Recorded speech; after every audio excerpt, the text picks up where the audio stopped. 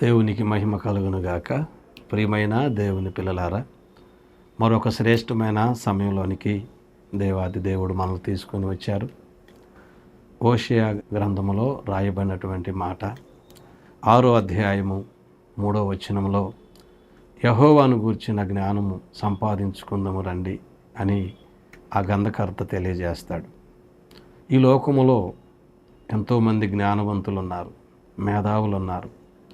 అయితే పరిశుద్ధ గ్రంథములో ఉన్నటువంటి జ్ఞానం ఎంత ఉన్నతమైందో మనం కొన్ని పాఠాలుగా ఈరోజు ప్రారంభించి రాబోయే రోజుల్లో వాటిని ధ్యానం చేయబోతున్నాం. ఖచ్చితంగా అందరూ జాగ్రత్తగా వినాలని ప్రేమతో మనవి చేస్తూ ఉన్నాం. అనుదినము దేవునితో సహవాసం మనందరం కలిగి జీవించాలని దేవుడిచ్చినటువంటి ప్రేరేపణ ద్వారా మరి ఈ యొక్క కార్యక్రమాలను రికార్డ్ చేసి మీ దగ్గరకు పంపటం జరుగుతుంది. ఎక్కడున్నా సరే ఈ మాటలు విని మీరు ఆశీర్వదించబడి మీ కుటుంబాలు వర్ధిల్లాలని మనసారా కోరుకుంటున్నాను. అయితే ఈరోజు మన పాఠ్య భాగంలో యెహోవాను గూర్చిన జ్ఞానము సంపాదించుకుందాము రండి అన్నాడు. ఈ లోకములో మనం అన్నీ సంపాదించుకోవడానికి ప్రయత్నాలు చేస్తున్నాం. ఏది సంపాదించాలన్నా ఊరకనే రాదండి. దానికోసం కొంత సమయం ఖర్చు పెట్టాలి, డబ్బు ఖర్చు పెట్టాలి, మన ఆలోచన ఖర్చు పెట్టాలి, మన బలాన్ని ఖర్చు పెట్టాలి.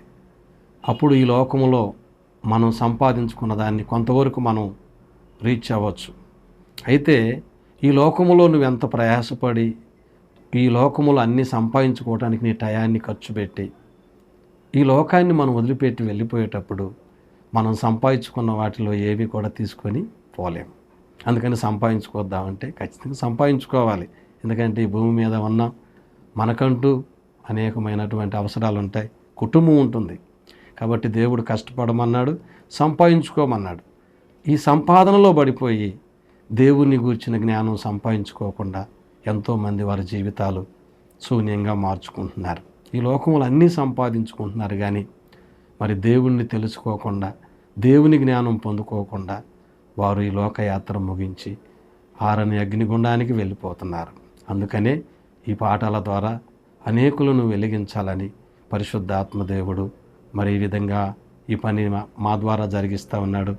జాగ్రత్తగా వినాలని, దేవుని జ్ఞానం సంపాదించుకుంటే ఎంత ఉన్నతమైన ఆశీర్వాదాలు నీవు అనుభవిస్తావో, ఎంత ఉన్నతమైన మరి జీవితాన్ని జీవిస్తావో మరి నేర్చుకోవాలని ప్రేమతో కోరుతున్నాను.